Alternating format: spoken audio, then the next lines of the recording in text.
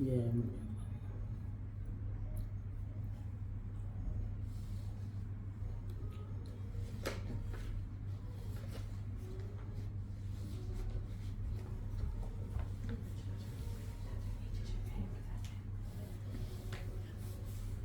बोल गरुड़ भगवान की जय, बोलो विष्णु भगवान की जय। गरुड़ भगवान से पूछते हैं कि किन पापों के कारण मनुष्य यमलोक में जाता है और किन पापों से वैतरणी नदी में गिरता है, किन पापों के कारण मनुष्य नरक में पड़ता है, यह सब मुझे विस्तार से बताने की कृपा करें।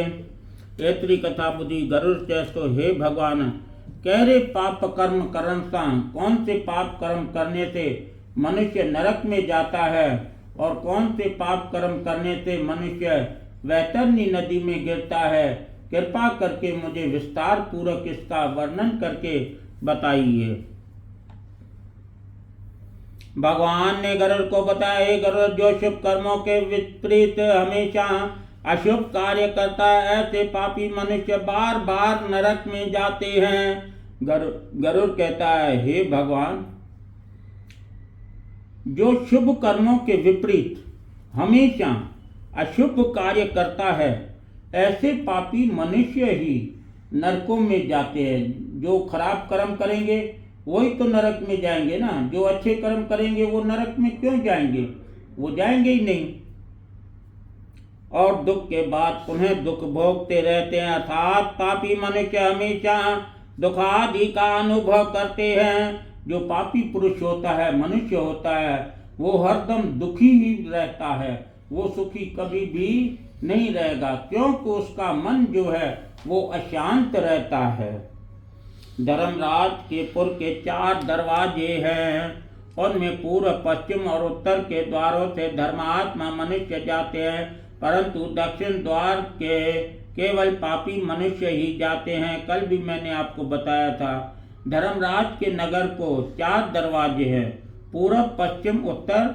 इन 3 दरवाजों से तो जो धर्मात्मा मनुष्य होते हैं, जो माता पिता की सेवा करते हैं, जो गुरुजनों की सेवा करते हैं, जो दान पुण्य करते हैं, जो गायत्री मंत्र का जपन करता है, जो हरि नाम सिमरन करता है, ऐसे मनुष्य जो हैं वो 3 दरवाजों से जाते हैं।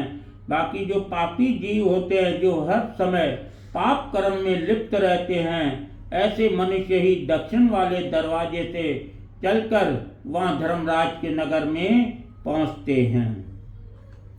दक्षिण के द्वार से जाने के रास्ते में वैतरणी नदी पड़ती है, उसमें जो पापी व्यक्ति जाते हैं वह पापी पुरुष वह होते हैं। कहता है, जो ब्राह्मणों की हत्या करता है, जो शराब का सेवन करता है, जो गौ का हत्यारा है, जो बालकों की हत्या करता है, जो स्त्रियों की हत्या करता है, जो गर्भ को नष्ट करता है, ऐसे जो पापी मनुष्य हैं वो ही ऐसे नरकों में गिरते हैं।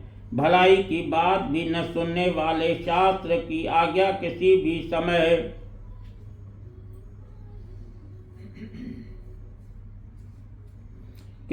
समय न मानने वाले अभिमानी मूर्ख। कहता है, जो भलाई की बात नहीं सुनते हैं, किसी की आज्ञा नहीं मानते हैं, जो अभिमानी हैं, जो मूर्ख ज्ञान व्यान से चतुरता करता है, पूर्व में गिनाए गए धर्म रहित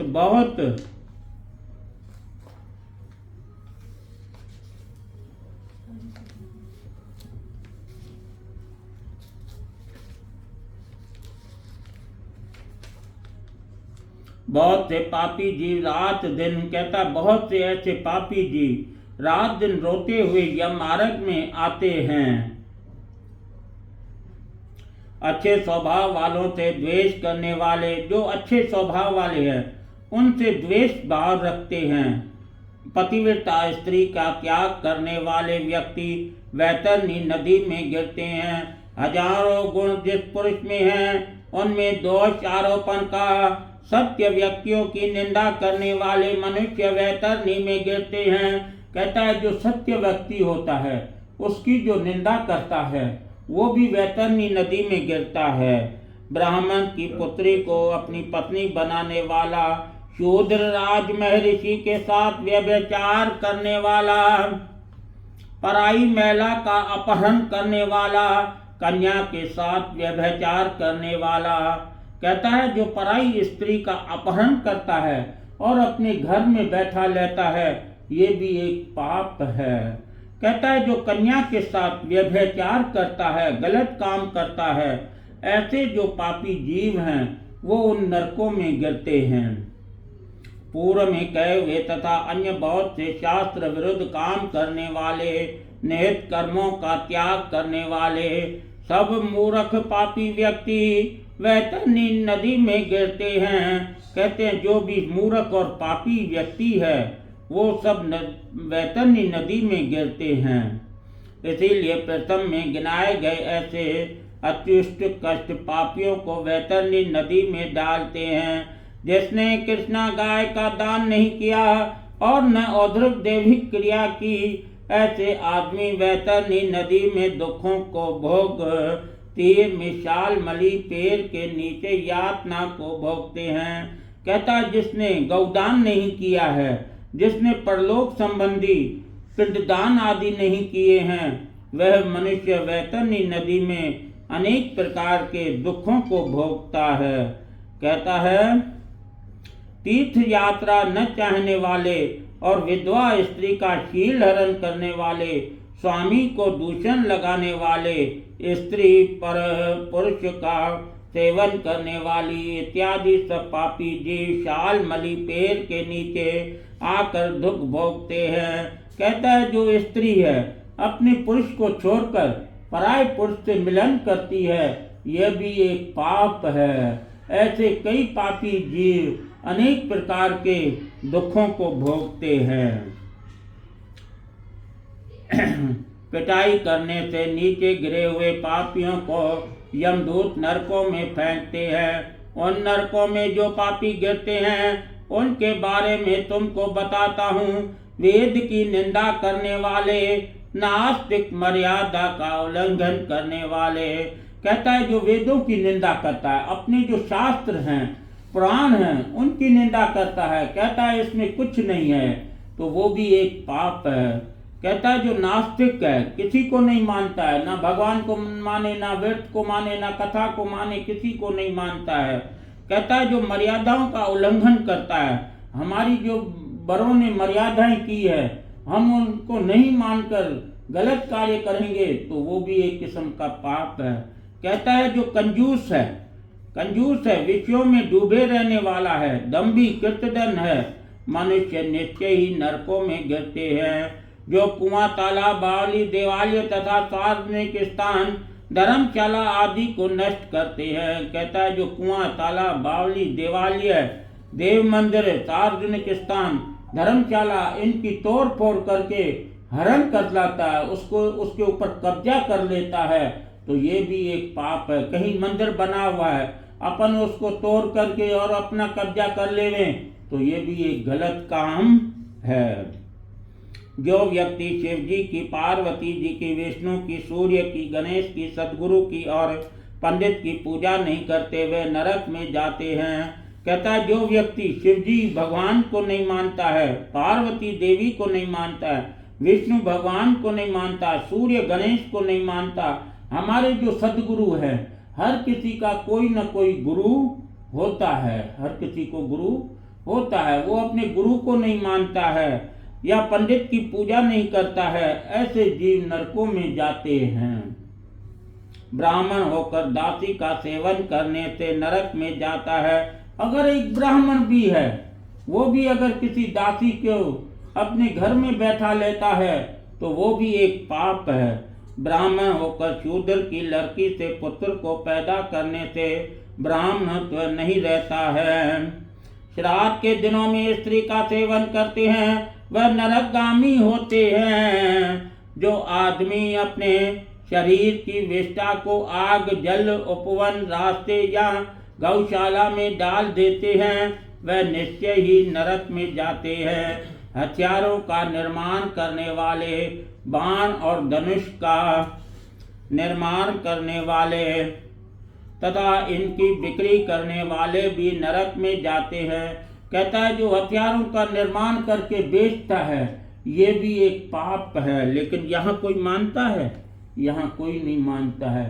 ये अमेरिका है, रूस है, हथियार बनाते जाते हैं, बम गोले ये वो, इस देश को बेचो, इस देश को बेचो, क्या होगा? धंधा होगा, कमाई होगी।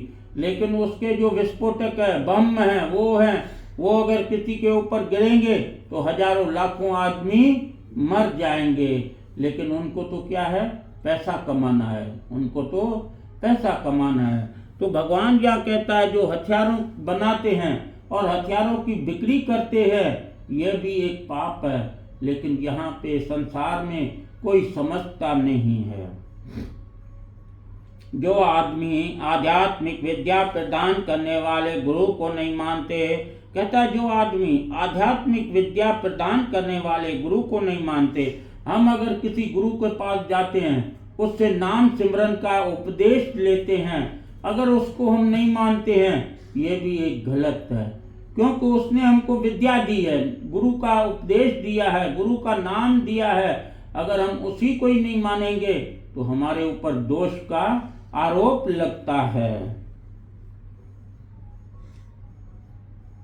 विवाह के समय देवता यात्री तीर्थ यात्रा पर गए लोगों के साथ चलने वाले पापी मनुष्य यदि इन्हें लूट ले तो ऐसे आदमी नरकगामी होते हैं। कहता विवाह में देवता यात्री तीर्थ यात्रा करने वाले जो मनुष्य को लूट लेते हैं यह भी एक पाप है।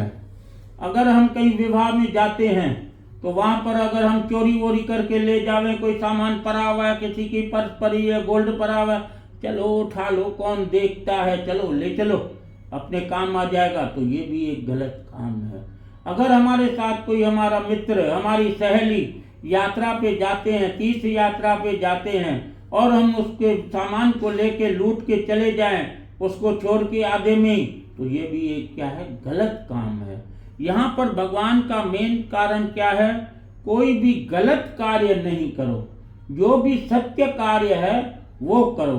जो गलत काम करेगा उसको सजा अवश्य ही प्राप्त करनी पड़ेगी।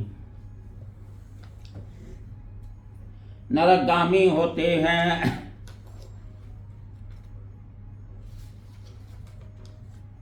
जो महापापी व्यक्ति घर में, गांव में या वन में आग लगा देता है।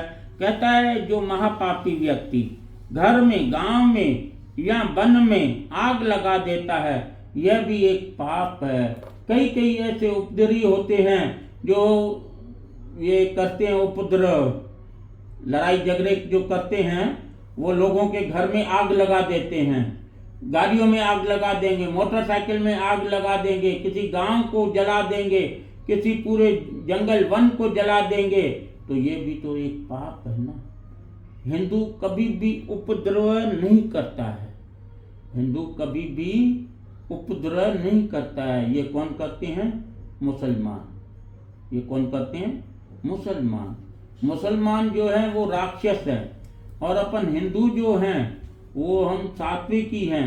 हम सात्विक खाना खाते हैं, सात्विक ही हमारा मन है। हिंदू कभी भी किसी को बेईमानी करना या मारना काटना नहीं करेगा, क्योंकि वो सात्विक खाना खाता है। अपन जो खाना खाते हैं वो सात्विक खाते हैं, दाल रोटी बेओ। क्यों? जेको थधो आहे मुसला छा खाईंदा आहिनि? रुगो मांस, मदरा, मसरा, रोज तीवण खाईंदा, किलो किलो ॿ किलो, त हुननि जो जेको मन बि थींदो त अहिड़ो ई थींदो। जेको दाल रोटी खाइण वारो मनुष्य हूंदो त उनजो मन बि जेको थींदो शीतल थींदो, शांत थींदो।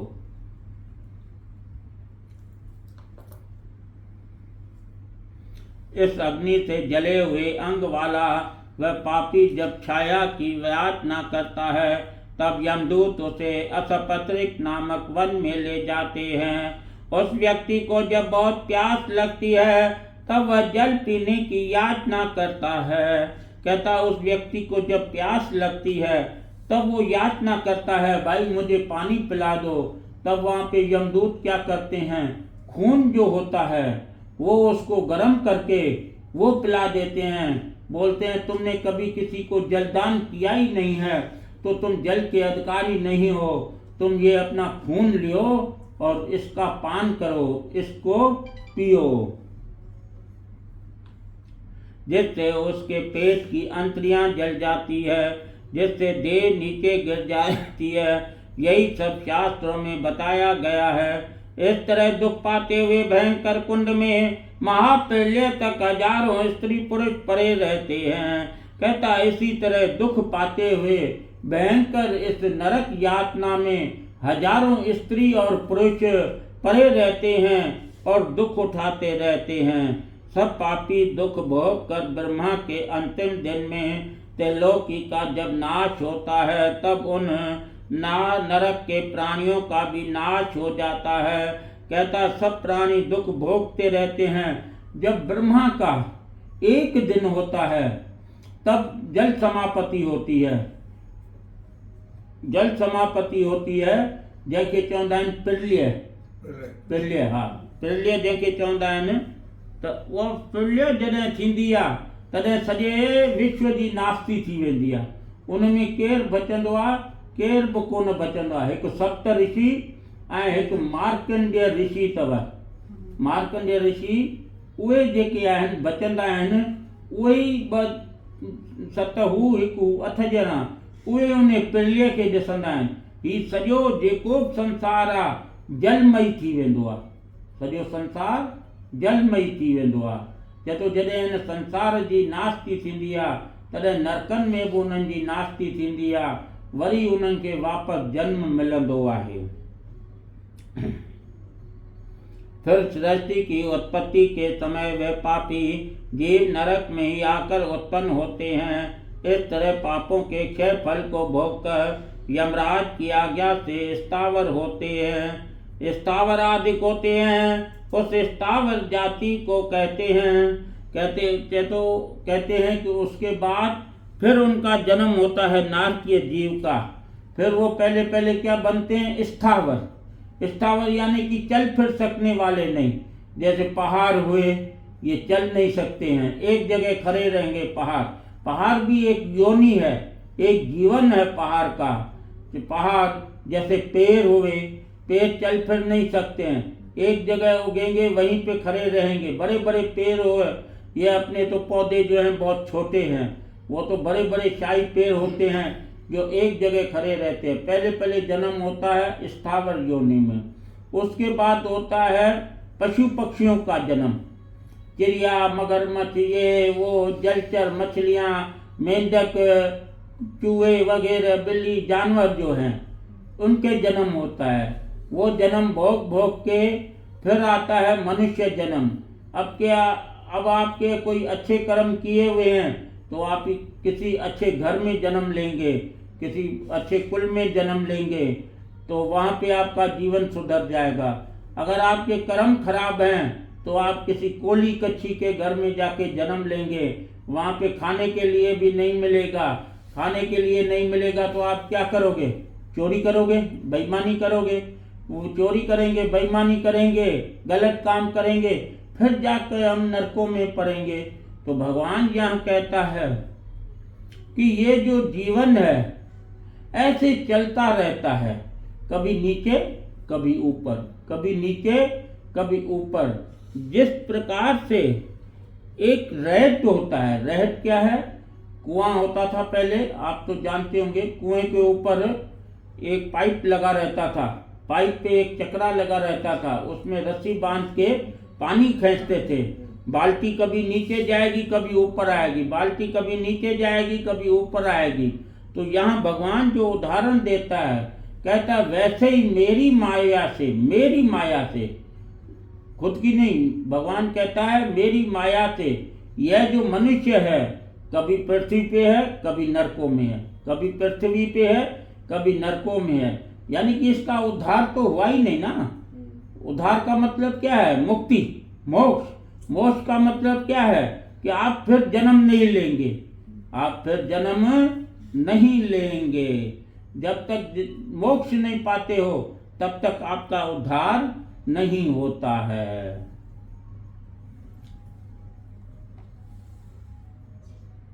वृक्ष, गुलम, लता, वनस्पति, पर्वत, तृण, यह सब स्थावर कहे जाते हैं, यह सब महामोह से युक्त है।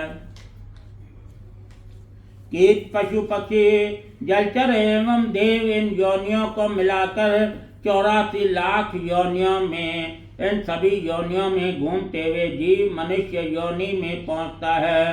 कहता है 84 लाख दुनिया में घूमता घूमता मनुष्य जब उसका उद्धार होता है तो वो आके मनुष्य जन्म पाता है, वो आके मनुष्य जन्म पाता है।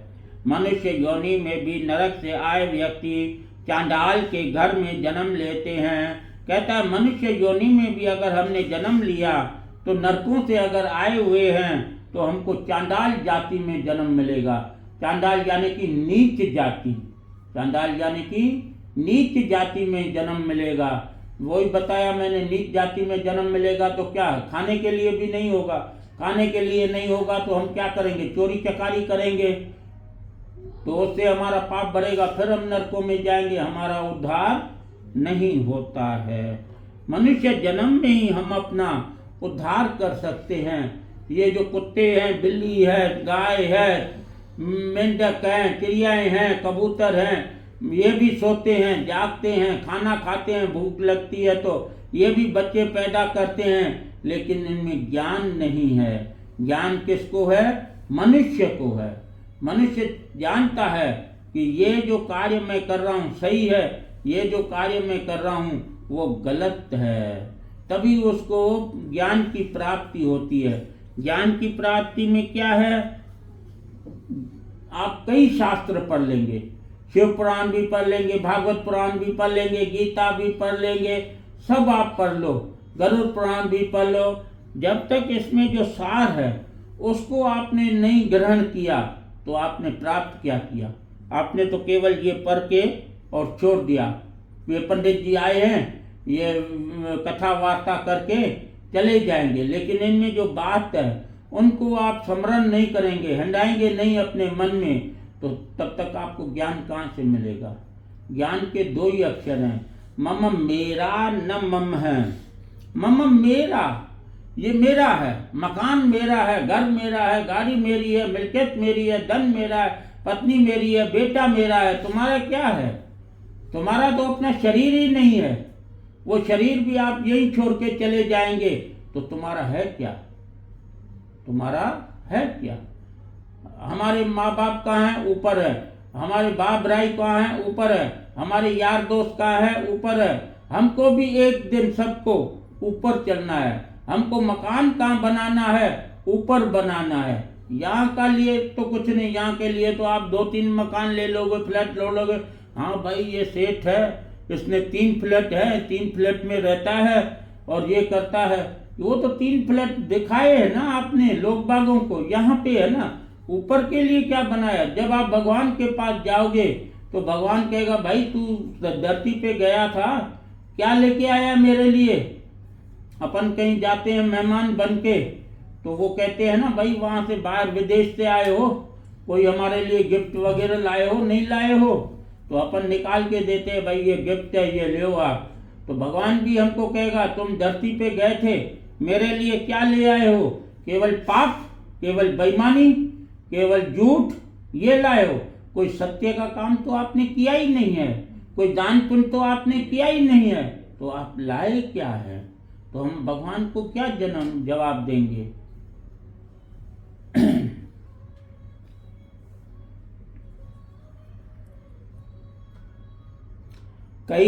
कोई जन्म से अंधे होते हैं और कोई महारोग से व्यथित रहते हैं। इस प्रकार पुरुष और स्त्री पाप के चिन्ह दिखाई देते हैं। इस प्रकार गरुड़ पुराण के अंतर्गत सारोदार्श में नरक प्रद पाप चिन्ह निरूपम नाम नरक 4th अध्याय समाप्त हुआ। बोलो गरुड़ भगवान की जय।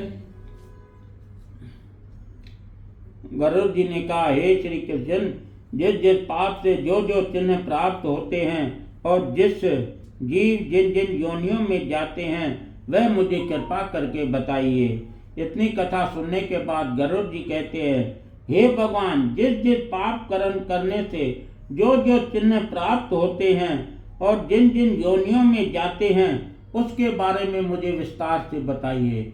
ये कई जन्म से अंधे होते हैं, कई जन्म से कुबड़े होते हैं, कोई लंगड़े हो जाते हैं, कोई लूले हो जाते हैं, कोई कुष्ठ रोगी होता है, कोई और कोई रोगी होता है। तो ये जानो कि ये नरक से आया हुआ जीव है, ये नरक से आया हुआ जीव है। भगवान श्री कृष्ण ने उत्तर दिया, हे गरुड़, नरक से आए हुए प्राणी, नरक से आए हुए प्राणी जिन पापों से जिस योनियों में जाते हैं, जिस पाप के जिसे चिन्ह होते हैं, तुम्हें बताता हूँ। कहता है ब्राह्मण की हत्या करने वाला क्षय रोगी होता है, टीबी का बीमारी होता है। गौ की हत्या करने वाला कुबड़ा होता है। कन्या की हत्या करने वाला कोढ़ी हो जाता है। स्त्री की हत्या करने वाला, गर्भपात कराने वाला भील रोगी होता है। जो स्त्री की हत्या करता है, जो गर्भपात कराता है, वो जो है भील जाति में जन्म लेता है। अब किसी को मालूम है कि भाई जो स्त्री की हत्या करता है, या जो पति की हत्या करता है, या जो गर्भपात कराता है, ये भी एक पाप है, ये भी एक पाप है। या डॉक्टरों को मालूम है पाप है? डॉक्टरों को नहीं मालूम है। डॉक्टर को क्यों नहीं मालूम है? क्योंकि वो पैसा लेते हैं, 5-5 हजार, 10-10 हजार, 20-20 हजार।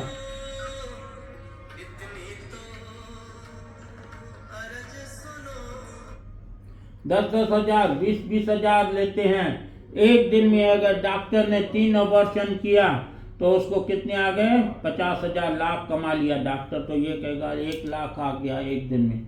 महीने भर में कितने आ गए? 30 लाख आ गया। साल भर में कितने आ गए? इतने पैसे आ गए। तो वो तो पैसा को देख रहा है ना, वो पाप को नहीं देख रहा। पैसा जो है वो पाप ढक देता है। पैसा ऐसी माया है भगवान की जो पाप ढक देता है, पाप को ढक देता है। अगर किसी को पैसा दो कि भाई इसका मर्डर करो, तेरे को 5 लाख रुपए दूंगा, वो ये नहीं सोचेगा कि मैं ये क्या कर रहा हूँ। वो तो कहेगा चलो लाओ 5 लाख रुपया, मेरे को क्या, मैं मर्डर कर दूंगा। मर्डर कर दूंगा तो ये थोड़ा होता है ऐसे किसी को मार दो आप।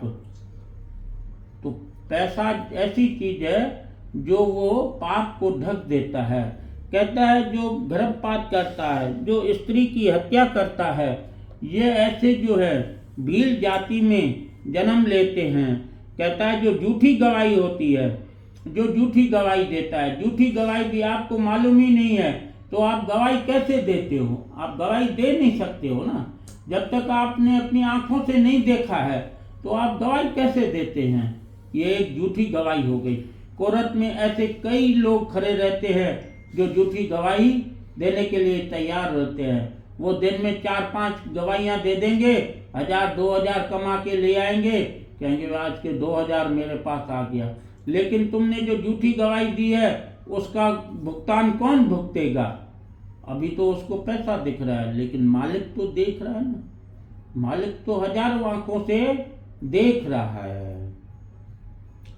कहता है जो पुस्तक की चोरी करने वाला जन्मघात होता है, जो गौ तथा ब्राह्मण को 1 लात से मारने वाला लंगड़ा होता है, जो पंगु झूठ बोलने वाला कंठ खराब हो जाता है, झूठी बात को सुनने वाला गूंगा होता है। कहता है जो झूठी बात सुनता है वो गूंगा हो जाता है। जहर देने वाला मूर्ख और पागल होता है। कहता है किसी को खाने में जहर मिला के दे देवे, वो दूसरे जन्म में मूर्ख और पागल का जन्म लेता है। तांबुल फल तथा फूल आदि की चोरी करने वाला वन में बंदर बनता है। कहता है जो तांबुल फल फूल चोरी करता है वो वन में, जंगल में बंदर बनता है, बंदर की जूनी पाता है। अपन तो कहेंगे चलो भाई फूल वाली से फूल ले लिए, पैसे नहीं लिए, चलो निकल, चलो भीड़ है, चलो चलो हो गए। नहीं दिए तो क्या हुआ? नहीं दिए तो क्या हुआ? ये एक चोरी हो गई। आपने 5 रुपया उसको नहीं दिया या 10 रुपया नहीं दिया तो ये एक चोरी हो गई ना, ये एक चोरी हो गई। बलि विश्व देव न करने वाला तथा सब कुछ खा लेने वाला, ब्राह्मण, क्षत्रिय, वैश्य और बिना परीक्षण किए भोजन कर लेने वाला व्यक्ति निर्जन वन में व्याघ्र बनते हैं। जो ब्राह्मण गायत्री का स्मरण नहीं करते और जो संध्या उपासना नहीं करते, जिनका अंत स्वरूप अनंत स्वरूप दूषित तथा ब्रह्म स्वरूप साधु की तरह होता है, वह ब्राह्मण बुगले का जन्म लेता है। और ब्राह्मण के भी लिए कोई ब्राह्मण नहीं है। हम अगर कहेंगे हम ब्राह्मण बड़े पंडित हैं, जब तक हम भगवान की आराधना नहीं करते हैं, भगवान का नाम सिमरन नहीं करते हैं, गायत्री मंत्र का जपन नहीं करते हैं, तो हमारे ऊपर भी दोष आता है, हमारे ऊपर भी दोष आता है। ये हम नहीं समझे कि भाई हम तो ब्राह्मण हो गए, हमको कोई कुछ नहीं कह सकता है। नहीं, हम भी जैसे कर्म करेंगे वैसा फल हमको भोगना पड़ेगा। दक्षिणा के लोभ में यज्ञ आदि कराने वाला ब्राह्मण ग्राम सूकर बनते हैं। गुरु की सेवा न करने वाले दुष्ट जन पशु की योनि में जाते हैं। गुरु को हुंकार तुकार कर वाद कर ब्राह्मण पर विजय प्राप्त करने वाले जल रहित वन में ब्रह्म राक्षस बनते हैं। सत्पुरुषों का सत्कार न करने वाला फूसकार होता है।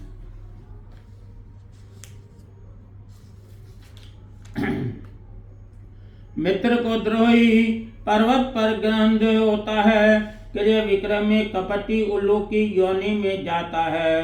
कहता है जो क्रिय विक्रय, जो धंधा करता है, लेन देन करता है, उसमें अगर बेईमानी करता है, किसी को ठगता है, तो वो क्या बनता है? उल्लू की जून पाता है, उल्लू बनता है। पिता से, माता से, पिता से, गुरु से, बहन से द्वेष करने वाला हजारों जन्म पर्यंत गर्भ में मरण पाता है। कहता है जो माता से, पिता से, गुरु से, बहन से द्वेष करता है, उससे झगड़ा करता है, लड़ाई करता है, बात नहीं करता है, यह भी एक पाप है। माता ने हमको जन्म दिया है, पिता ने हमको जो जन्म दिया है, तो हमारा फर्ज क्या है? उनकी सेवा करना है। हमारा काम क्या है? उनकी सेवा करना है। माता आशीर्वाद देगी, पिता आशीर्वाद देगा, कभी कोई गलत अक्षर नहीं कहेगा। कहता है जो माता से, पिता से, गुरु से, बहन से द्वेष करते हैं, वो हजार जन्मों तक पर्यंत गर्भ में मरण पाता रहता है। कई ऐसे जीव होते हैं जो गर्भ में आते हैं, अंदर ही समाप्त हो जाते हैं। ऐसे भी कई किस्से होते हैं। तो ये अगले जन्म के सब कर्म हैं। ये जो भी दुख भोगने पड़ते हैं वो अगले जन्म के हैं। इस जन्म में जो हमने कार्य किया है वो हमको फिर अगले जन्म में मिलेगा, वो फिर हमारे अगले जन्म में मिलेगा।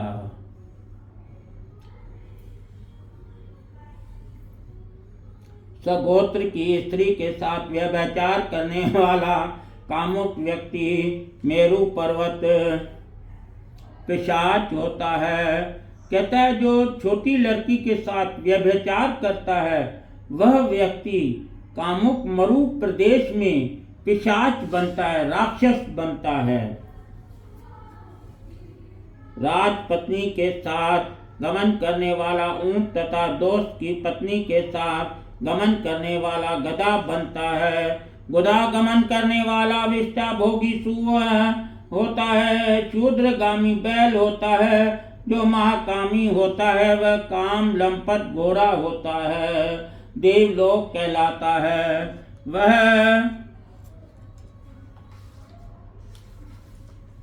वह देव कार्य तथा पितृ कार्य के लिए निंदनीय है। ऐसे घोर पापों से उत्पन्न हुए भयानक नरक में प्राप्त हो।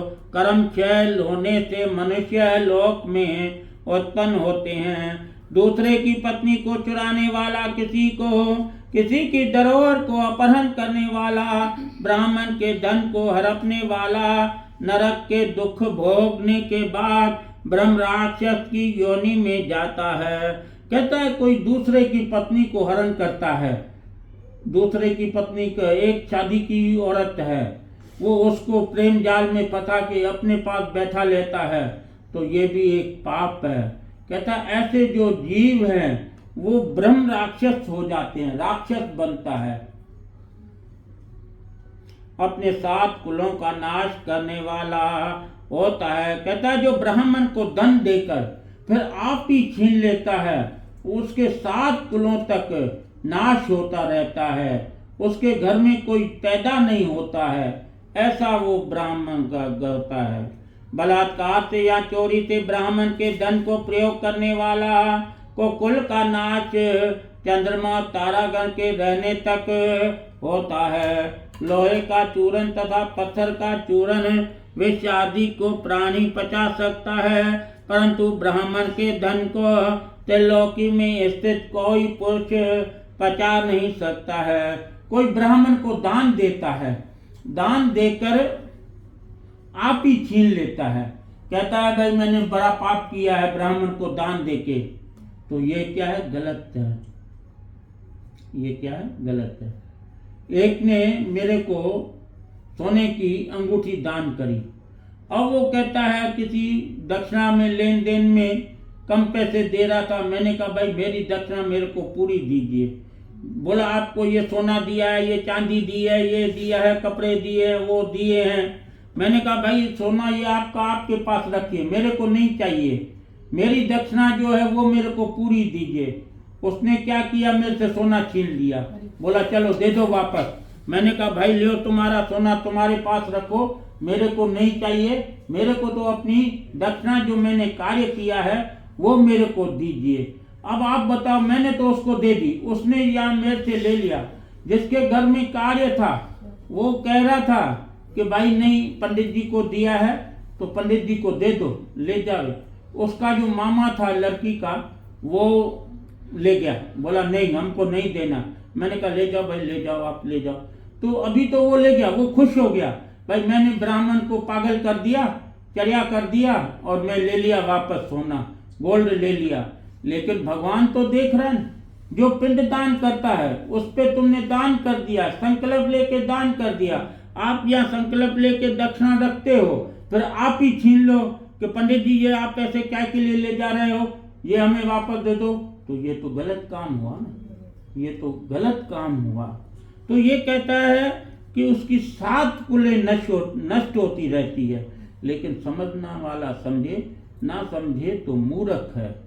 100 बातों की एक बात है।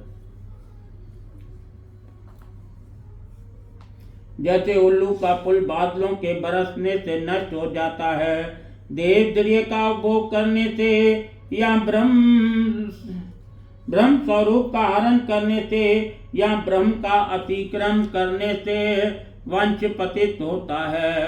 अपने आश्रित वेद शास्त्र परायण ब्राह्मण को छोड़कर दूसरे ब्राह्मण को दान देना अतिक्रमण कहलाता है। जैसे आप अपना ब्राह्मण है उसको दान न देकर आप किसी दूसरे ब्राह्मण को दान कर रहे हैं, तो ये भी एक गलत है।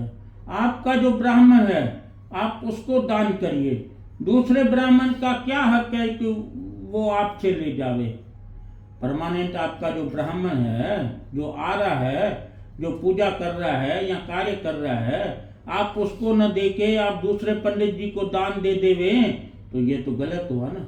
तो जो कार्य कर रहा है वो पंडित जी क्या सोचेगा?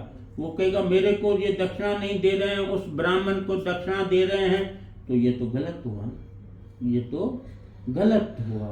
तो ये भी ऐसे छोटी छोटी बातें भगवान तो यहाँ पे बताता है। कदम कदम पर अपन पाप करते हैं, जो भी कदम अपन उठाते हैं ना वो पाप करते रहते हैं, लेकिन उन पापों का भी प्रायश्चित करिए तो आप मुक्त हो जाएंगे। प्रायश्चित का मतलब क्या है? जैसे अपन रात को सोते हैं, दिन में आपने पता नहीं 1 2 3 4 5 6 कितने भी पाप किए हों, रात को सोते वक्त केवल आप भगवान को नमस्कार करके हाथ जोड़ के कहिए, हे भगवान आज सारे दिन में मेरे से जाने अनजाने कोई भी पाप कर्म हुआ हो तो भगवान मुझे माफ कर देना, मैं अनजान हूँ, मूर्ख हूँ, आप जानने वाले हैं, मुझे माफ कर देना। लेकिन ये भी हमसे नहीं होता है।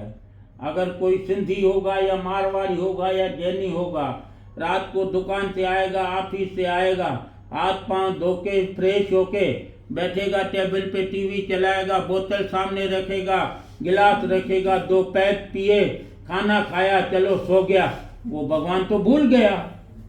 अगर स्त्री होगी वो क्या करेगी? सबको खाना देगी, पति को खाना देगी, और को खाना देगी, साफ सफाई करी, किचन को साफ किया, इधर किया, दरवाजे गेट खिड़कियां बंद करी, चलो भाई गद्दे पे जैसे ही गर्दन रखा, नींद आई, चलो सो गई।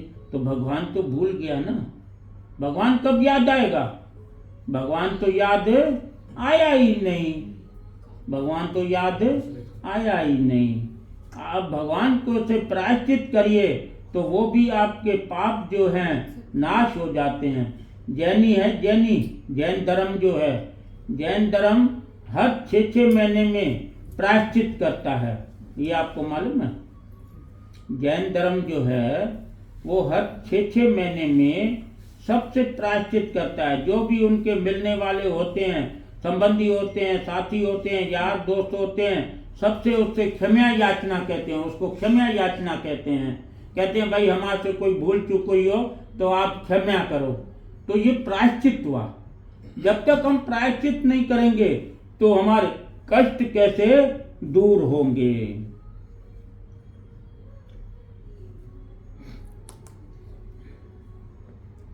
हे गरुड़ पापी, नरक के दुखों को भोग कर इस मनुष्य लोक में आकर अपने किए हुए कर्मों को अंध, पंगु इत्यादि चिन्ह हुआ दिखते हैं, और कुमी, कीट, कुत्ता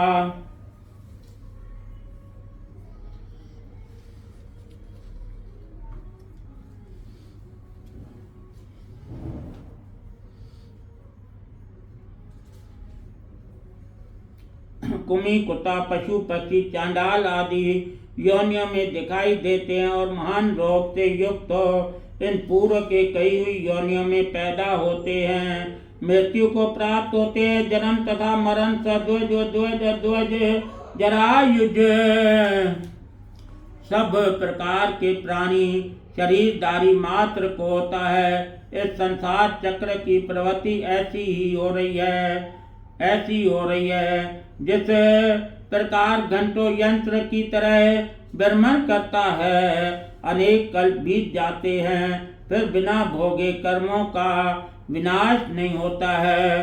कहता है अनेक करोड़े कल्प गुजर जावे, लेकिन जब तक आपने अपने कर्मों का फल नहीं भोगा है तब तक आपका उद्धार नहीं होता है। सजा जब तक पूरी नहीं होती है तब तक आपको नहीं छोड़ा जाता है। पुलिस भी यहाँ की यही कहेगी, अगर आपको 20 साल की सजा है तो आपको वो 20 साल की सजा भुगतनी पड़ेगी, आप चाहे क्या भी करें। आज आशाराम बापू है, जानते हैं आशाराम बापू को? आशाराम बापू है, आशाराम बापू आज वो सजा भोग रहे हैं। अब उनको आजीवन कारावास मिला हुआ है तो उनको छुट्टी देते ही नहीं है। हालांकि वो तो बड़े संत थे, महात्मा थे, लेकिन सजा भुगतनी पड़ेगी। चाहे संत हो, चाहे महात्मा हो, चाहे ब्राह्मण हो, चाहे साधु हो, कोई भी हो, जिसने जैसे कर्म किए हैं उसका फल तो भोगना ही पड़ता है। बोलो गरुड़ भगवान की जय।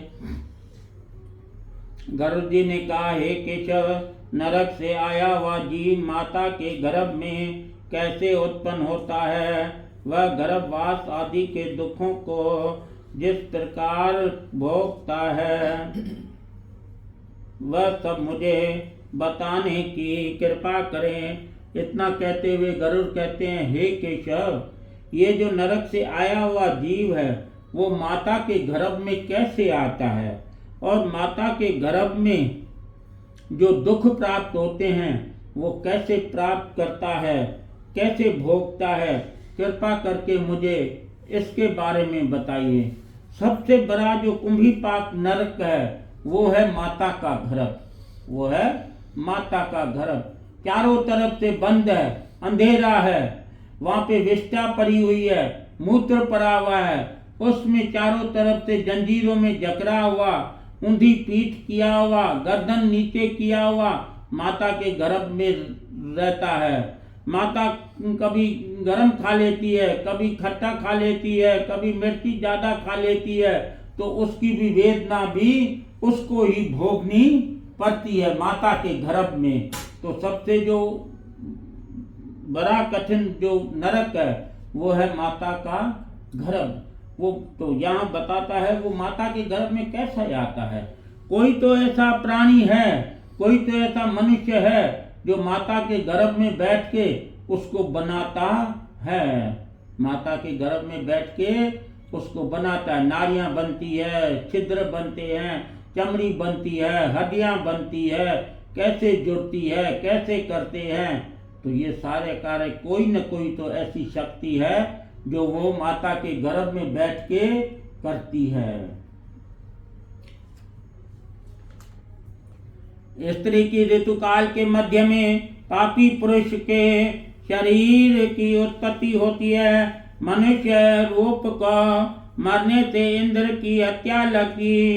इंद्र ने उसके 4 विभाग कर पृथ्वी, जल, वृक्ष और स्त्रियों को क्रम में दे दिया। स्त्रियों में ऋतुकाल आने से पुत्र आदि की उत्पत्ति होती है। इस कारण स्त्रियां 3 दिन अपवित्र रहती है। ऋतुकाल में प्रथम दिन स्त्री चांडालनी, दूसरे दिन ब्रह्मघातनी के समान और तीसरे दिन धोबिन के समान होती है। इन 3 दिनों में नरक से आए हुए जीव पैदा होते हैं। ईश्वर से प्रेरित हुए कर्मों से शरीर धारणार्थ पुरुष के वीर्य बिंदु के आश्रय से स्त्री के उदर में जीव प्रवेश करता है। एक रात्रि को शुक्र शोणित योग से कोदेश के सदृश, 5 रात्रि से बुध सदृश और 10 दिन पर बद्री फल के समान कठिन तदंतर मास पिंड का होता है। योनि के अंदर अंडे के आकारवत होता है। 1 महीने में मस्तक बनता है। कहता 1 महीने का जब होता है तो मस्तक बनता है। दूसरे महीने में भुजा आदि अंग बनते हैं। तीसरे महीने में नख, रोम, हड्डी, चरम, लिंग, 10 द्वार के छिद्र। चौथे महीने में त्वचा, मांस, रुद्र, मेदा, मजा, अस्थि, इन धातुओं की उत्पत्ति होती है। 5वें महीने में भूख प्यास लगने लगती है। जब 5वां महीना होता है तो हम कहते हैं कि भाई स्त्री के पेट में बच्चा इधर उधर हिलता है, नहीं हिलता है। अगर हिलता है तो सही सलामत है, नहीं हिलता है तो चिंता हो जाती है। 5वें महीने में भूख प्यास उत्पन्न होती है।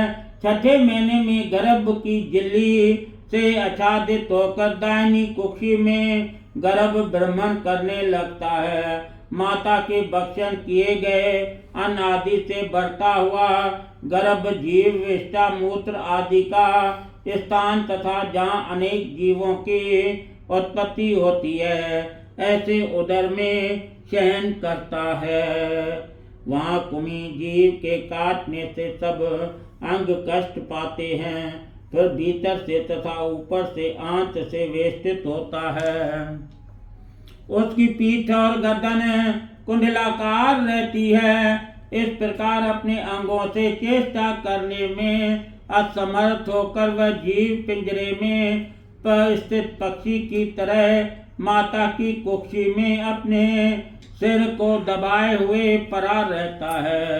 कहता है एक जैसे पक्षी पिंजरे में कैद रहता है, वैसे भी ये जीव जो है माता की कुक्ष में, साइड में कुक्ष में अपने सिर को नीचे किए हुए वहाँ पे पड़ा रहता है और भगवान को याद करता रहता है।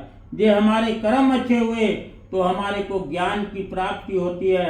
भगवान का स्मरण करता है कि हे भगवान, तुम मुझे इस गर्भ से बाहर मत निकालो, गर्भ से बाहर मत निकालो। क्यों कि ये संसार जो है वो झूठा है। फिर मैं इस संसार में जाऊंगा, जाके झूठे संसार में फंस जाऊंगा, इसीलिए मैं बाहर नहीं जाना चाहता हूँ, मैं बाहर नहीं जाना चाहता हूँ। वो भगवान का नाम सिमरन करता रहता है। कब से? 7वें महीने लगते से ही वो भगवान का नाम स्मरण करने लगता है। अगर पुण्य अच्छे हुए तो 7वें महीने से भगवान का नाम स्मरण करता है। राम राम राम राम भगवान का नाम स्मरण करता है। कृष्ण कृष्ण कृष्ण कृष्ण।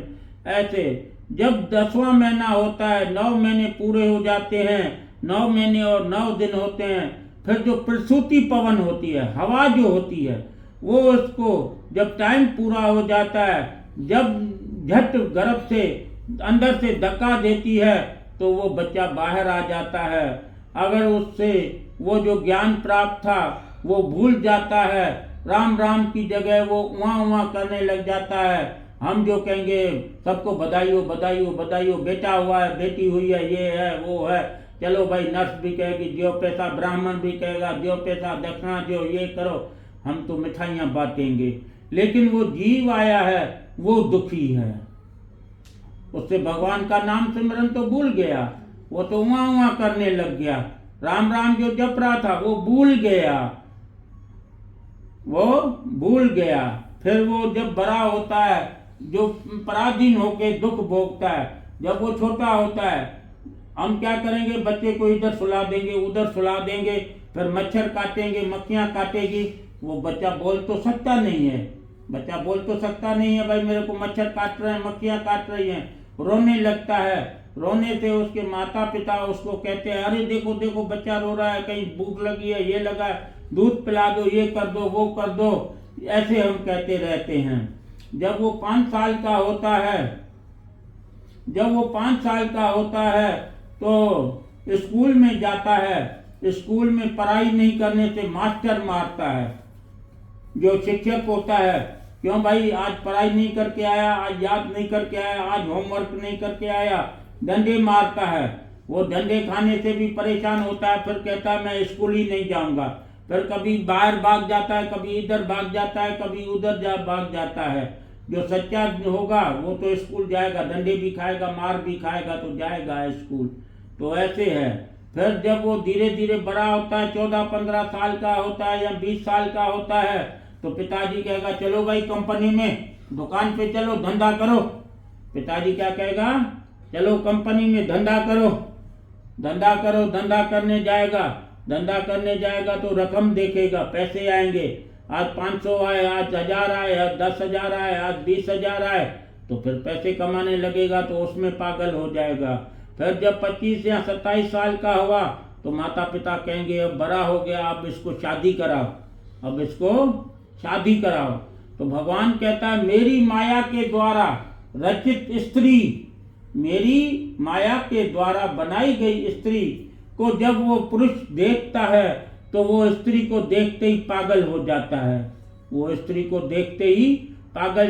जाता है। फिर वो माता पिता को भी भूल जाता है और को भी भूल जाता है, स्त्री के साथ लंपट होने में मस्त हो जाता है। फिर वो ऐसे करके जब 50 साल का होता है या 60 साल का होता है तो उसको कोई शरीर में रोग लग जाता है, बीमारी लग जाती है, फिर भी वो जीते रहने की आशा बनाए रखता है। ऐसे करते करते जब पूरा टाइम आ जाता है तो चल मेरा भाई वापस जाता है। तो उसने कुछ कार्य तो किया ही नहीं, भगवान के निमित्त तो कोई कार्य नहीं किया, तो उसका उद्धार होगा तो कैसे होगा?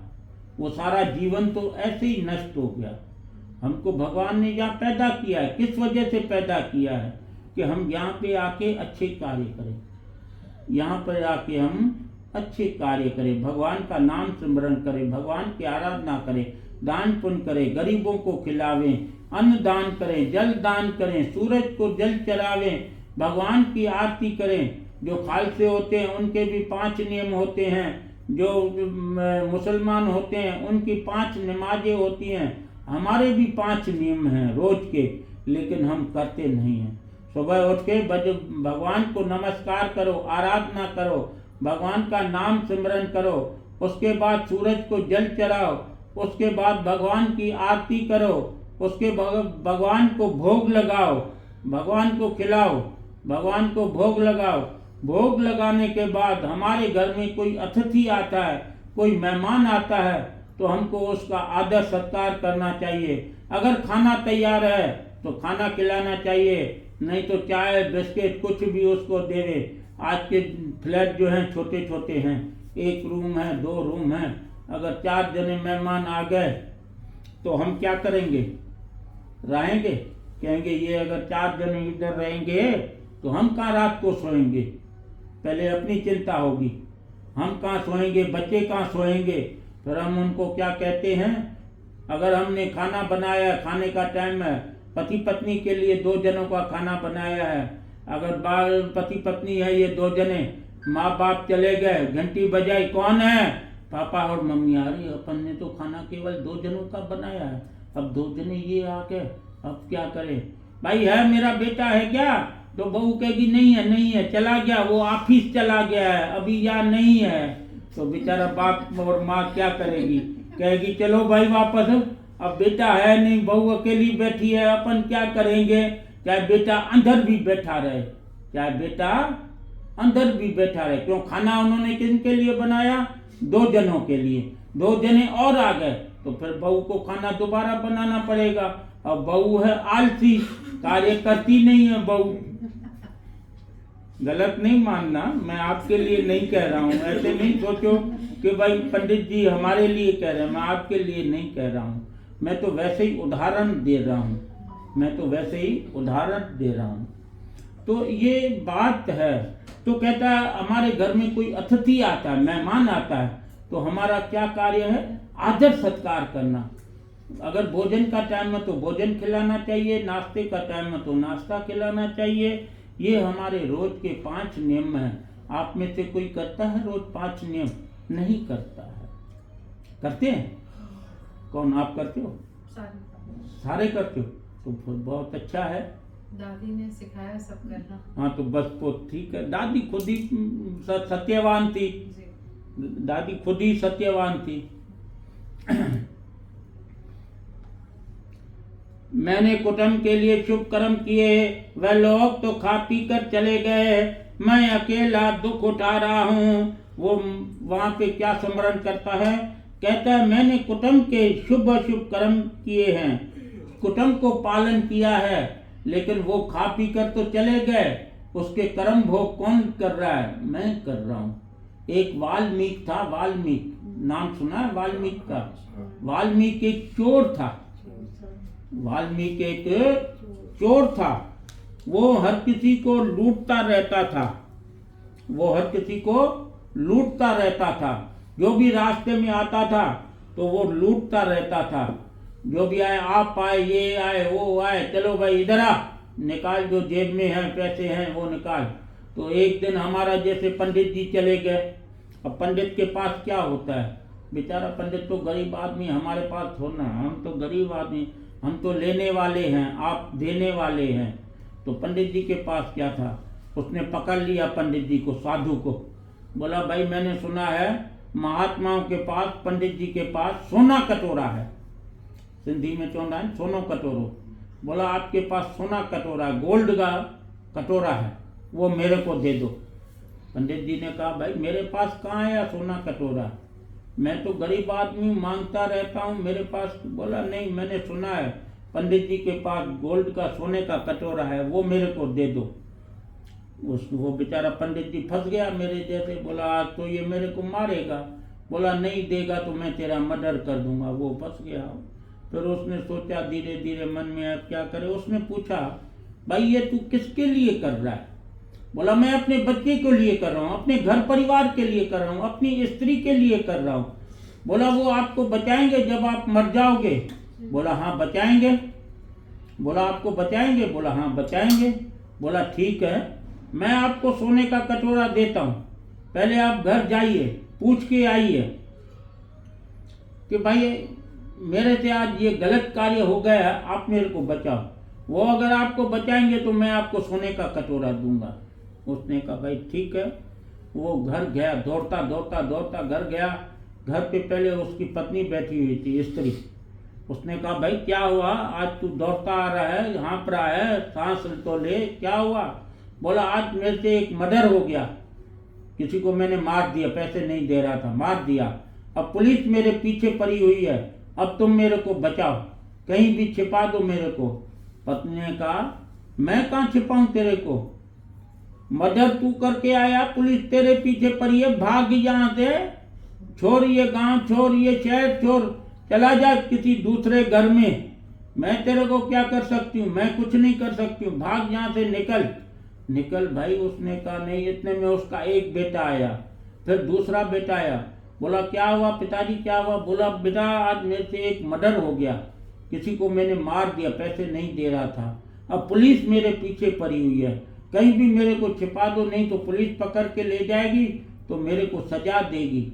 बोला पिताजी आप यहाँ कहाँ छिपोगे? आप तो ऐसे करो, ये शहर छोड़ के भाग जाओ।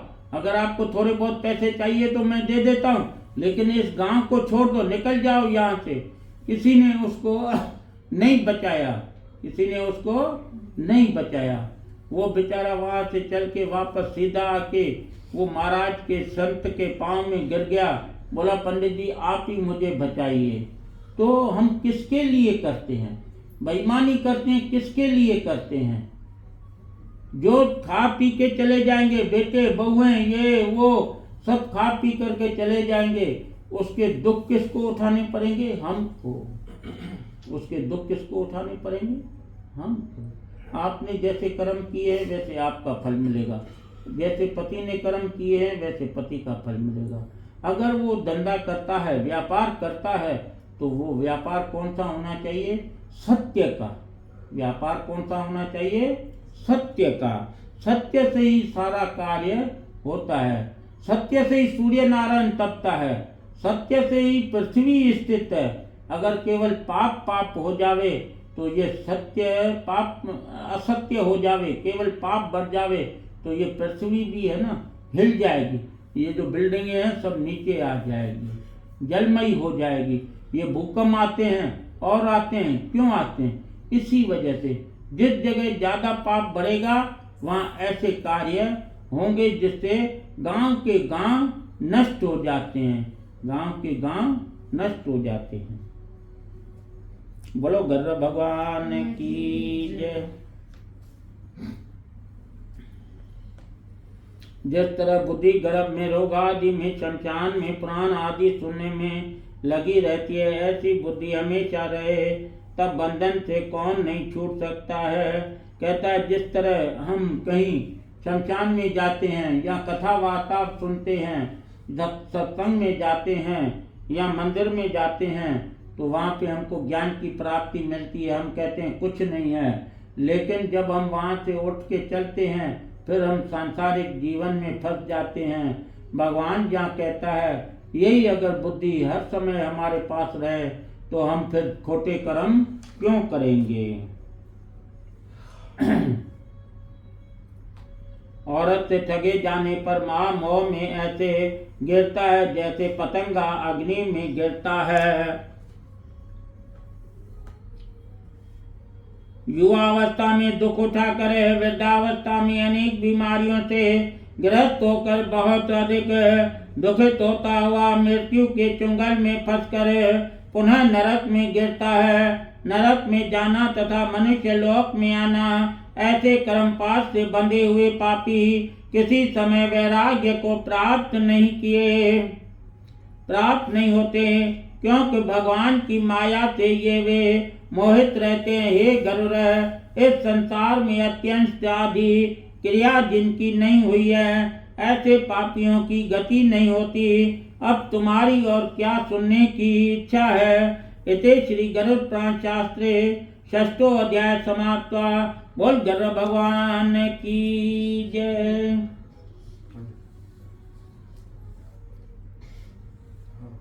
ये देखी कथा हाणे असां तव्हांखे ॿुधायूं था, सा नासक्रेत जी ॿुधायूं था।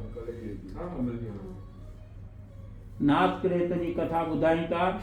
नासक्रेत जो था उदालक ऋषि था, उसको औलाद नहीं थी। औलाद नहीं थी तो वो भगवान के पास जाता है और भगवान उसको ब्रह्मा वरदान करता है कि पहले तेरे को स्त्री प्राप्त होगी और उसके बाद आपको पुत्र की प्राप्ति होगी। वो स्त्री जो होगी रघुवंश कुल की होगी और उसी में से तुम्हारा वंश जो है बढ़ेगा। तो वो जो राजा की बेटी थी, वो उस दोने को उठा के सूंघती है, उसको गर्भ होता है। वो उस गर्भ को देख के रुदन करती है। तो उसकी सहेलियां उससे पूछती है कि हे रानी, आप क्यों रुदन कर रही है, आपको क्या कष्ट है? तो वो कहती है कि आप मेरे गर्भ की ओर देखिए, ये अज्ञात रूप से जो मेरे को गर्भ हो गया है, इसके बारे में मैं सोचती हूँ। तो इस प्रकार से वो देखती है। तो वो जाके उसकी माता जो थी रानी, उसको जाके बताती है, कहती है हे राजमाता, आप मुझे हम सबको अभयदान देवे तो हम आपको एक अद्भुत समाचार सुनाते हैं अपनी कन्या चंद्रवती के बारे में। तो राजमाता कहती है आपको अभयदान दिया, आप सुनाइए। वो कहती है हे राजमाता, यह तो एक अद्भुत समाचार है, ना कभी देखा गया है ना कभी सुना गया है। चंद्रवती की आंखों के आगे ना कभी देवता है, न राक्षस है, न गंधर्व है, न इंद्र है। लेकिन जब यही नहीं उसकी आंखों के आगे आ सकते हैं, तो मनुष्य की तो गति नहीं हो सकती है कि मनुष्य वहां तक पहुंच सके। फिर भी आपकी बेटी को गर्भ हो गया है। माता ये वचन सुन के आध क्षण में बेहोश होकर नीचे गिर जाती है। 10 मिनट के बाद वो माता फिर उठती है। जब होश आता है तो वो उन सखियों को जाने के लिए कहती है और खुद अपने राजा के पास जाती है। राजा से जाके सारी बात बताती है।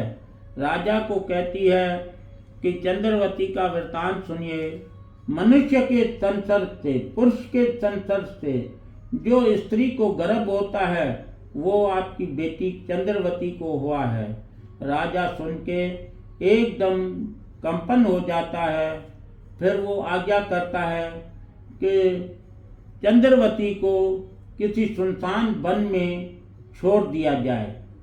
राजा की आज्ञा पाकर जो मंत्री हैं एक रथ तैयार करते हैं और उसमें उस कन्या को, चंद्रवती को बैठा करके जंगल में छोड़ आते हैं।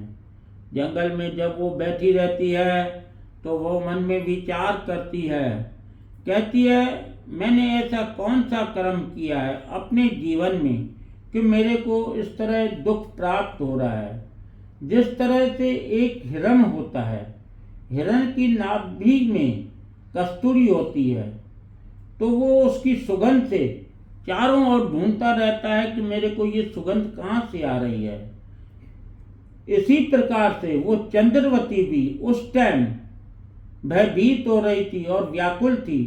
वो चारों दिशाओं में देख रही थी, यहाँ जंगल में कोई ऐसा प्राणी होवे जो मेरी सहायता करे, मेरी सहायता करे। तभी वहां पे एक ऋषि आता है, सत्यवता ऋषि। वो ऋषि आता है, वो देखता है, वो मन में विचार करता है, या तो ये चंद्रलेखा है, यहाँ का नाग कन्या है, यहाँ कोई राजा की बेटी है। तो वो पूछता है उससे कि हे पुत्री, तू कौन है और यहाँ क्यों आई है? तो वो कहती है चंद्रवती, हे महात्मा, आप मुझसे क्यों पूछते हो? मैंने तो कुल का नाश किया है। आप मेरे इस गर्भ को देखिए। इस गर्भ के कारण ही मेरे पिताजी ने मुझे दोषारोपण देकर जंगल में निकाल दिया है। उसको दया आ जाती है ऋषि को। ऋषि उसको अपने साथ ले आता है और अपने आश्रम में आके उसको निवास कराता है। वो 9 महीने तक ऋषि के आश्रम में रहती है। जब 9 महीने पूरे होते हैं तो उसको बालक की उत्पत्ति होती है। बालक की उत्पत्ति होती है, लेकिन वो सत्यविकता थी, वो सत्यते थी। बालक का जन्म कहाँ से होता है? नाक के द्वारा। बालक का जन्म कहाँ से होता है? नाक के द्वारा। तब उसका नाम रखते हैं नासक्रेत। उसका नाम रखते हैं नासक्रेत। नाक के द्वारा उत्पन्न हुआ बालक। बोलो नासक्रेत भगवान की जय। करो आरती।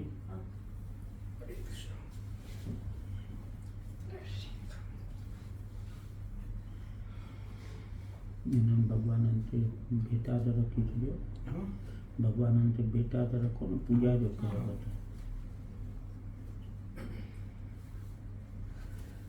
कपूर ता खणी आया? हाँ हाँ, कपूर खणी।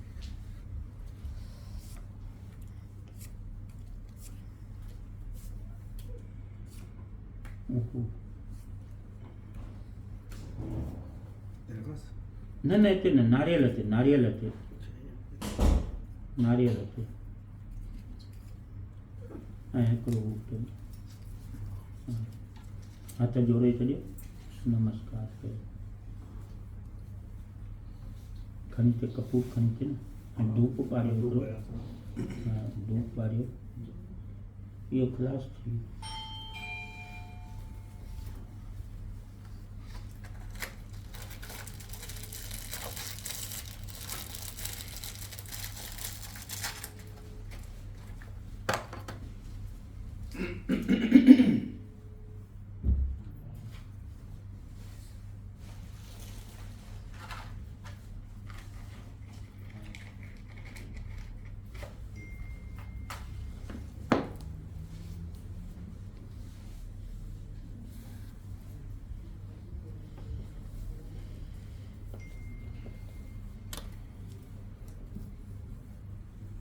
कपूर खणी है ना।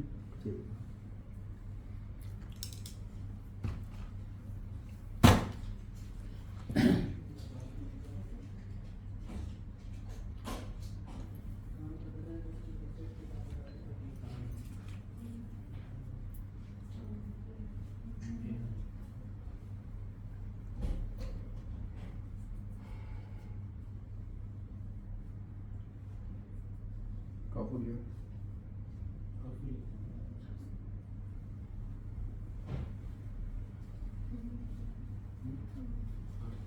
मम्मी कपूर करे क्यों ना दे। हाँ, तो क्यों तो है ना ना, वाला पीस एंड डालेंगे। मना के न। पुलिस बोलेगी। यो मत जरिया। छोड़ो छोड़ो, खोलो इसको।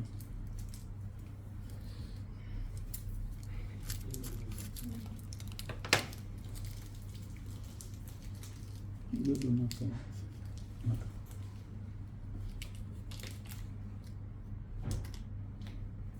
हाँ, बारिश में दिल्ली जाऊँ।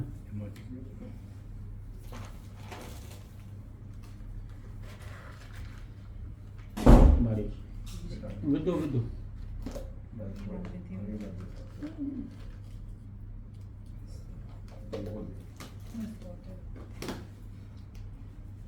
होता है निकल।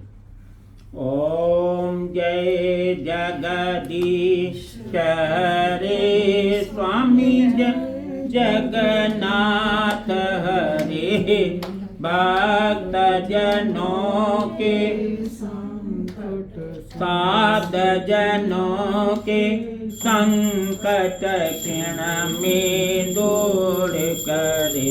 ओम जय जगदीश हरे, जो ध्यावे फल पावे, दुख बिन से मन का स्वामी, दुख बिन से मन का सुख संपत्ति,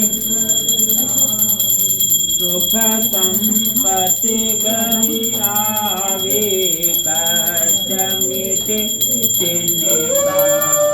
ओम जय जगदीश हरे, माता पिता तुम मेरे चरण परूं मैं किसकी, स्वामी चरण परूं मैं किसकी, तुम बिन वरुण दूजा, प्रभु बिन आवा न दूजा, करूं मैं जिसकी।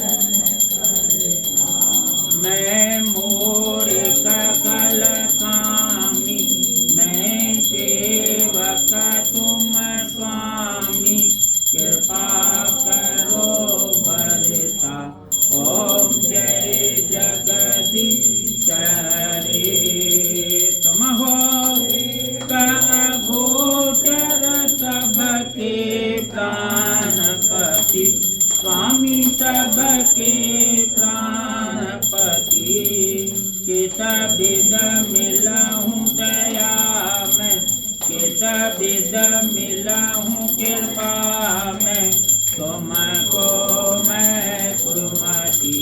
ओम जय जगदीश हरे, दीन बंधु दुख हरता ठाकुर तुम मेरे, स्वामी रक्षक तुम मेरे। अपने हाथ उठाओ, अपने चरण द्वारे परम तेरे। ओम जय जगदीश हरे, विषय विकार मिटाओ पाप हरो देवा, स्वामी पाप हरो देवा। चरदा भक्ति बढ़ाओ, शरदा भक्ति बढ़ाओ। संतन की सेवा। ओम जय जगदीश हरे, तन मन धन सब कुछ है तेरा, स्वामी सब कुछ है तेरा, तेरा तुझको अर्पण, तेरा तुझको अर्पण, क्या लागे मेरा। ओम जय जगदीश हरे, दुर्गुण स्वामी की आरती जो कोई नर गावे, स्वामी जो कोई नित्य गावे, कहत शिवानंद स्वामी, कहत भोलानंद स्वामी, मनवांछत फल पावे। ओम जय जगदीश हरे। रखो सुते, फूल ले लो। हाँ रखो, रख दो, बस ये ले लो, फूल ले लो। ये आप दे दो सबको, सबको दे दो। दादा के दादा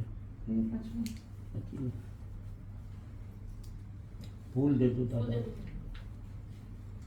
ओम कर्पूर संगम कनावतारम, संसारतारम भुजगेन्द्रहारम, सदा वसंतम हृदयालविंदे, भवम भवामी सतम नमामि। तुमेव माता च पिता, तुमेव तुमेव बन्धो च सखा, तुमेव तुमेव विद्याधरणं, तुमेव तुमेव धर्मं देव देव। बोलो गर्भ भगवान की जय, बोलो नाथकृत भगवान की जय। अमार जो थोड़ा गुला, थोड़ा गुला अमार चले तेरे पैजो।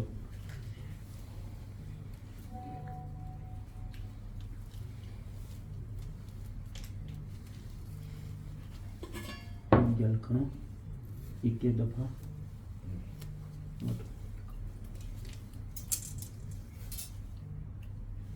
आरती घुमा जो कमरन में।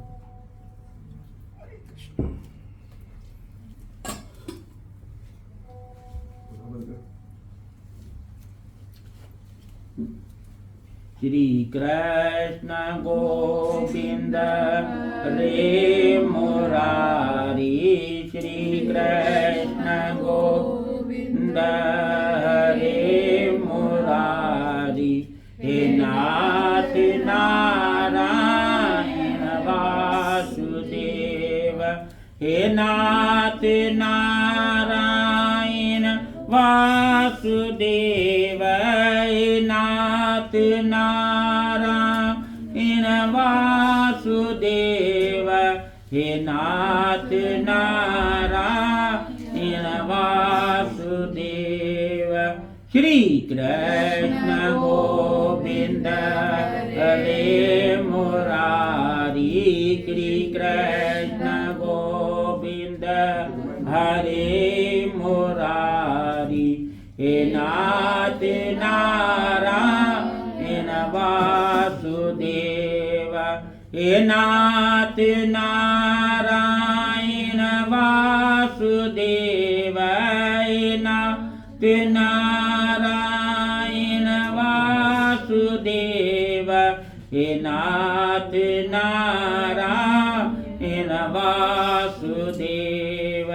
श्री कृष्ण गोविंद हरे मुरारी, श्री कृष्ण गोविंद हरे मुरारी, हे नाथ नारायण वासुदेव, हे नाथ नारायण वासुदेव, हे नाथ नारायण वासुदेव, हे नाथ नारायण वासुदेव। श्री कृष्ण गोविंद हरे मुरारी, श्री कृष्ण गोविंद हरे मुरारी, हे नाथ नारायण वासुदेव।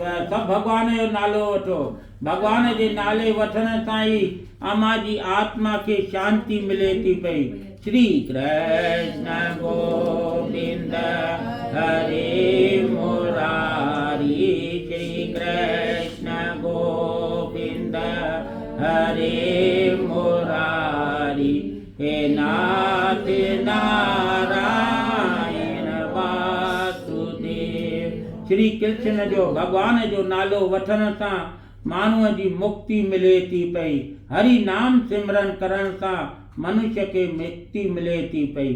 श्री कृष्ण गोविंद हरे मुरारी, श्री कृष्ण गोविंद हरे मुरारी, हे नाथ नारायण वासुदेव, हे नाथ नारायण वासुदेव, हे नाथ नारायण वासुदेव, हे नाथ नारायण वासुदेव। श्री कृष्ण गोविंद हरे मुरारी, श्री कृष्ण गोविंद हरे मुरारी, हे नाथ नारायण वासुदेव। बोलो श्री कृष्ण बलदेव की जय। श्रीमन नारायण नारायण नारायण, श्रीमन नारायण नारायण नारायण, श्रीमन नारायण नारायण नारायण, लक्ष्मी नारायण नारायण नारायण, सत्य नारायण नारायण नारायण, हरि नारायण नारायण नारायण, विष्णु नारायण नारायण नारायण, गिरिमन नारायण नारायण नारायण, लक्ष्मी नारायण नारायण नारायण, सत्य नारायण नारायण नारायण। असां हिकु दफ़ो भगवान जो नाम सिमरन कंदासीं त असांजे हज़ारे जेके पाप कयल आहिनि उहे जेके आहिनि नाश थी वञनि था। जेतिरी पाप करण में शक्ति कोन्हे का, ओतिरी हरि नाम सिमरन में शक्ति आहे। हरि नाम सिमरन करण सां मनुष्य जो जेको उद्धार थी वञे थो पियो। श्रीमन नारायण नारायण नारायण, लक्ष्मी नारायण नारायण नारायण, सत्य नारायण नारायण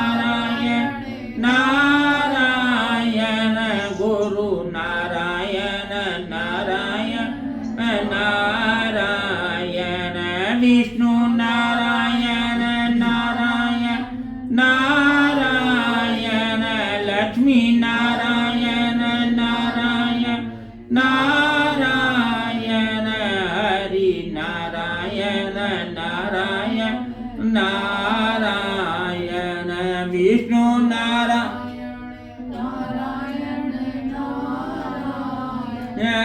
लक्ष्मी नारायण नारायण नारायण हरि नारायण नारायण नारायण। बोलो सत्यनारायण भगवान की जय। बोलो लक्ष्मी नारायण भगवान की जय।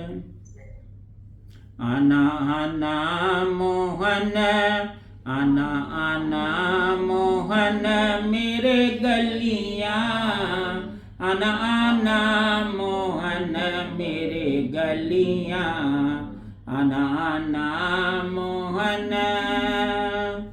घिस घिस चंदन लेप लगाऊं दूं मैं चरणन की तलियां घिस घिस चंदन लेप लगाऊं दूं मैं चरणन की तलियां ओ तलियां तलियां तलियां आना आना मोहन मेरे गलियां आना आना मोहन। तेरे कारण हार बनाऊं चुन चुन फूलन की कलियां तेरे कारण हार बनाऊं चुन चुन फूलन की कलियां ओ कलियां कलियां कलियां आना आना मोहन मेरे गलियां आना आना मोहन। तेरे कारण भोग लगाऊं माखन मिश्री की डलियां तेरे कारण भोग लगाऊं माखन मिश्री की डलियां ओ डलियां डलियां डलियां आना आना मोहन मेरे गलियां आना आना मोहन। बिरमानंद रस की प्यासी मोर मुकुट पर जाऊं बलियां बिरमानंद रस की प्यासी मोर मुकुट पर जाऊं बलियां ओ बलियां बलियां बलियां आना आना मोहन मेरे गलियां आना आना मोहन। बोलो श्रीमद कृष्ण बलदेव की जय। अजो के आनंद कंद मुकुंद बिहारी लाल की जय। बोलो पर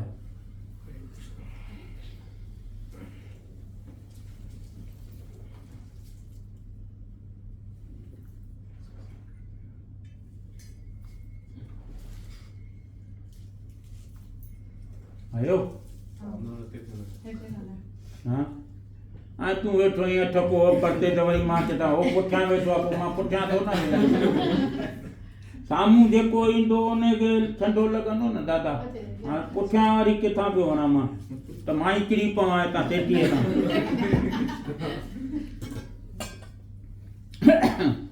आचवंदी गुण तोदर आयस तूं बिन वाहन कायरा तू हर दाता तू हर माता मेरी आश पुजाईरा पाए पलव मां तेरे प्यासी आयस एक मंझाईरा तन मन धन अरदास करया मां नाम तुम्हारा साबुन जैसा दोसा पाप सबेरा कहे तेऊं गुण लोकटनी में आवागमन मिटाईरा साईं सब जी आश पुजाईरा। ॿियो पलव पायो राजा जो राजन पाणीआ भंडार जने तिलके जय हिंदू धर्म की जय भारत माता देश प्रदेश रक्षा हे मुंहिंजा प्रभु परमात्मा अंतर्यामी घट घट जा वासी दीन दयाल दीना बंधु दीना नाथ मेरी डोली तेरे हाथ। सभिनि जे दिल में निवास करण वारा प्रभु परमात्मा तव्हांजे दर ते अरदास था कयूं। अॼु जी जेको बि शेवा जो फल आहे असांजी माता श्रीमती विमला भाटिया जे निमित्त श्री कृष्ण अर्पण कयूं था।